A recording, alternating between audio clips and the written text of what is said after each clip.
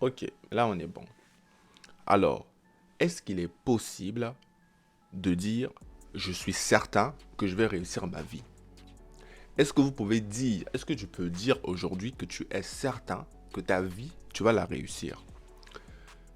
Alors, c'est de ça que j'aimerais parler dans cette vidéo, faire surtout un retour d'expérience. Je ne suis pas un prof de vie, parce que ta vie, en réalité, c'est que toi seul qui peux en décider. Tu peux récolter des éléments à gauche et à droite qui t'aideront à faire de meilleurs choix dans ta vie. Mais en aucun cas, personne ne peut décider pour ta vie. Parce que personne ne sait tout ce que tu as ressenti, tout ce que tu as vécu. Comment est-ce que tu vois la vie? Ta vie, tu la construis à ta manière parce que ta vie, elle est unique. Et on se forme dans la vie. On prend des connaissances ici et là. On s'inspire de la sagesse de la vie des autres pour pouvoir se construire soi-même son propre chemin. Et j'aimerais faire un retour d'expérience dans cette vidéo. 3 éléments que j'aimerais vous partager qui ont fait en sorte que malgré les figures d'autorité qui m'ont limite imposé leurs décisions, malgré que autour de moi j'avais des gens qui ont de l'expérience, qui avaient de la hauteur, qui sont passés par le même chemin que moi, qui m'ont conseillé, qui m'ont montré un chemin et moi pourtant j'ai choisi un autre chemin en opposition à eux. Et pourtant, en fin de compte, des mois, des années plus tard, c'était la bonne décision et eux aussi se sont rendus compte que j'ai eu à bien faire de prendre ma décision, de m'écouter moi-même plutôt que de les écouter. C'était dur. Je me rappelle des fois, j'ai pleuré parce que je me dis, mais je me mets toute ma famille à dos au final. Mais je ne sais pas pourquoi. J'étais désolé que ce soit comme ça, mais j'étais certain. J'ai soutenu Mordicus que je suis désolé, mais je ne peux pas prendre une autre décision en fait. C'est ça, je suis désolé que vous ne comprenez pas. Pour moi, c'est tellement clair que c'est ça la décision.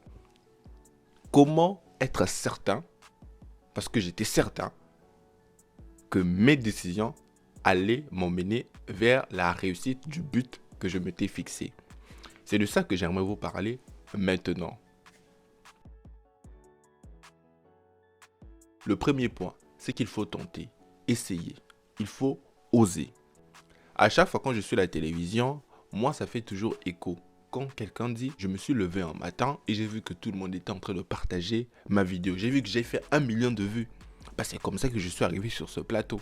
Vous allez voir des gens dire, en fait, moi j'ai commencé à vendre sur internet mes produits et puis d'un coup, bouf, explosion.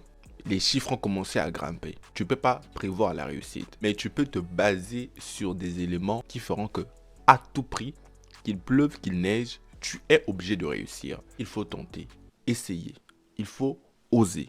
La nuit peut durer, mais tu es au moins certain d'une chose, que le soleil va se lever. Tu ne peux pas prévoir quand, mais il y a un principe clair et net qui dit que le soleil doit se lever. Tu ne sais pas quand, la nuit peut durer, mais le soleil va se lever.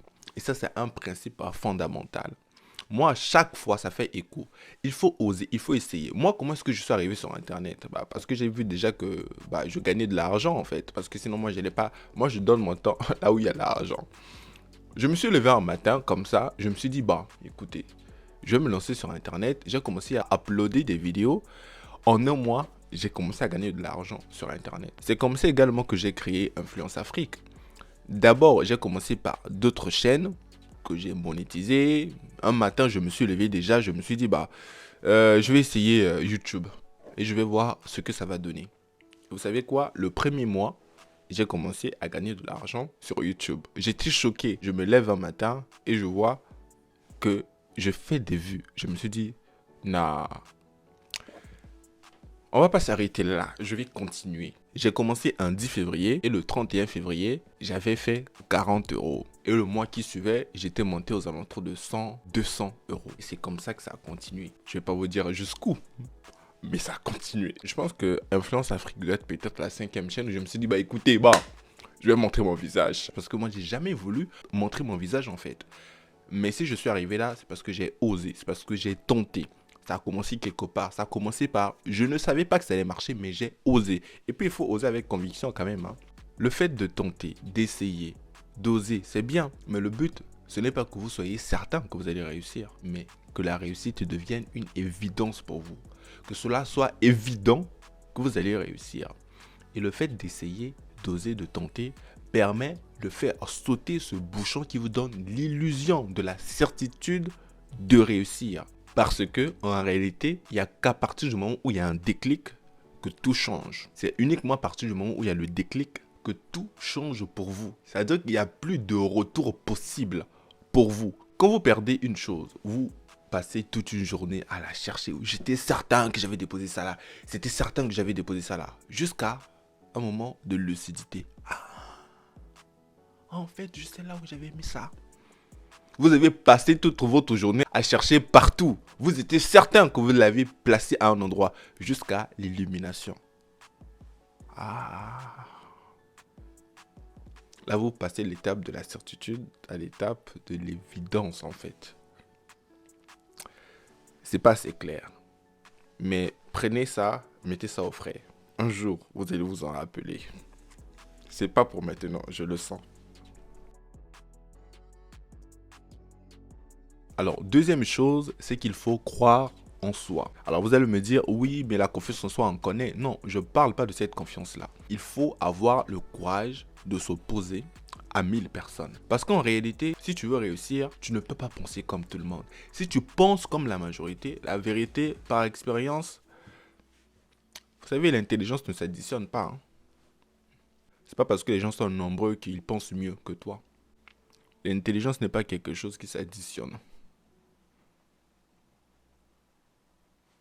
Au contraire, plus les gens sont nombreux, les gens sont capables de prendre des décisions, mais tu te dis ce sont des moutons en fait. Peu de gens réussissent. Et il faut savoir que les décisions, les choix qui t'emmèneront à la réussite, très souvent c'est des choix impopulaires. C'est des choix avec beaucoup d'opposition.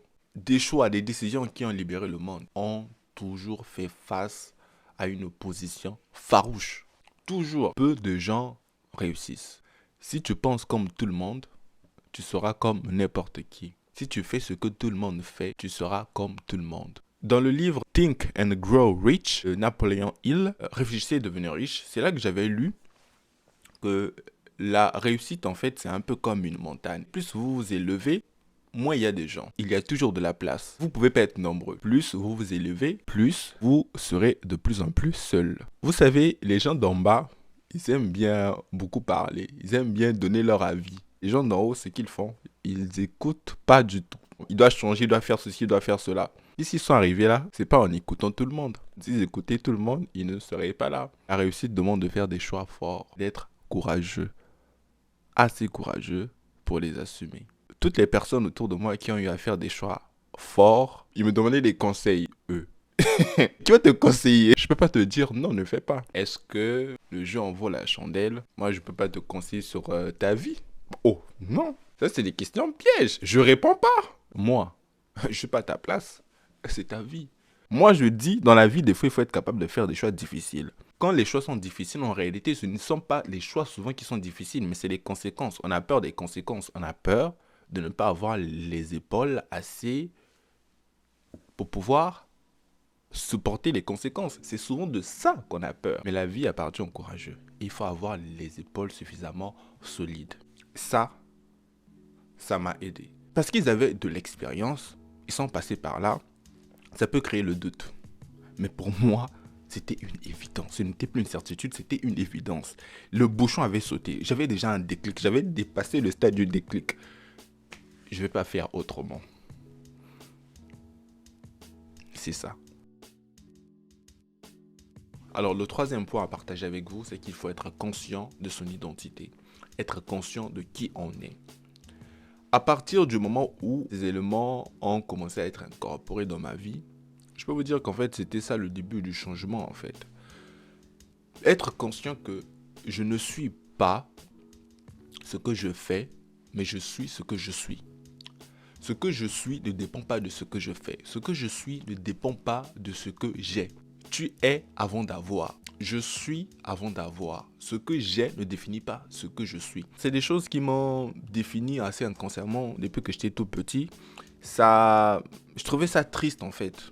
Alors, moi, il y a des choses qui m'ont attristé quand même. Je sais pas, j'ai pas d'autres mots. J'avais des amis qui, pour eux, la vérité venait irrémédiablement de leur frère ou de leur sœur qui était en Europe. Moi, mon frère, il est à Paris. Il a dit ce que tu as dit, c'est faux. Que c'est comme ça. Je perdais tous mes arguments. Pas parce que je n'avais pas d'arguments, mais parce que si dans la tête de celui-là, être à Paris, c'est avoir la vérité, mais en fait, je ne gagnerai jamais cette discussion, en fait. Après, le but n'est pas de gagner, mais le but, c'est que toi, au lieu de chercher la vérité, la connaissance, toi, le fait d'être à Paris fait que tu deviens dur, en fait. Et c'est ça que je trouvais dommage. Vous savez, il faut être avant d'avoir. Et non avoir pour être. Il ne faut pas que ce que tu as définisse ce que tu es. Il ne faut pas que la richesse définisse ce que tu es. Parce que le jour où ce que tu as disparaît, c'est le début de la crise d'identité. Il y a des hommes qui se sont laissés définir par leurs moyens. Il y a des hommes qui se sont laissés définir par leur travail. Le jour où ils ont perdu le travail, certains se sont suicidés, certains ils ne se sentaient plus hommes. Parce que la définition de qui ils étaient était essentiellement basée sur leur avoir. Il y a des femmes qui se sont définies par leur beauté, par leur physique. Quand elles arrivent à un certain âge, elles perdent complètement confiance en elles. Pourquoi? Parce qu'elles se sont laissées définir par leur physique, par leur beauté. Tu es plus qu'un physique. Tu es plus qu'un travail. Tu es plus que de l'argent. Il faut être conscient de qui on est, qu'on a énormément de la valeur. Il ne faut pas être égocentrique non plus. Non, non, non, non, non. Il ne faut pas être égocentrique. Il faut rester humble. Le fait de savoir qui tu es permet, quand tu es aussi, comme je l'ai dit, en face des gens, ce n'est pas l'effet mouton qui va t'entraîner. Non. Je sais qui je suis. Je sais de quoi je suis capable. Quand tu sais qui tu es, tu ne traînes pas avec n'importe qui. Quand tu sais qui tu es, tu ne restes pas n'importe où. Quand tu sais qui tu es, il y a des choses que tu ne te permets pas de faire. Quand tu sais qui tu es, tu sais également où tu dois aller et où tu ne dois pas aller.